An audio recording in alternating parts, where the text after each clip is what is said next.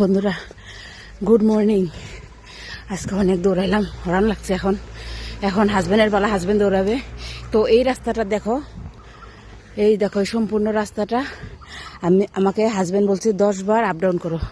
তো এই রাস্তাতে 10 বার দৌড়াইলাম।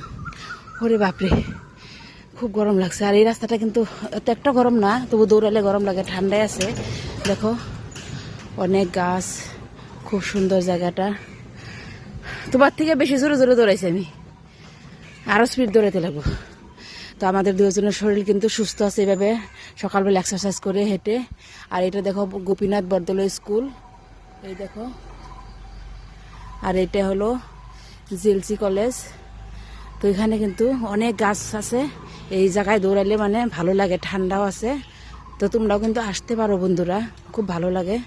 আর এই দেখো আমার হাজবেন্ডের ব্যাংক, এখানে আজকে ব্যাংকের সামনে রাস্তায় দৌড়াইতেছি। এটা হাজবেন্ডের ব্যাংক। বাবা, হাজবেন্ড সেই রকম দৌড়াইছে আজকে। নাই, পেট কমে গেছে। তোমার পেট কমে গেছে? এরকম করে রোজ দৌড়ালে না পেট আর থাকবে না। দেখো মুখ লাল হয়ে গেছে একদম, কেমন হাজবেন্ডের মুখ লাল হয়ে গেছে। তো এখন আমরা চলে যাব, আমাদের এক্সারসাইজ করা শেষ হয়ে গেল। এখন 6টা বেজে গেছে, আমরা 5টায় আসছি, 1 ঘন্টা দৌড়ালাম এখানে। তো তোমরাও যদি রোজ এরকম করে এক্সারসাইজ করো তো তোমরাও কিন্তু সুস্থ থাকতে পারবে। Hello guys, thank you.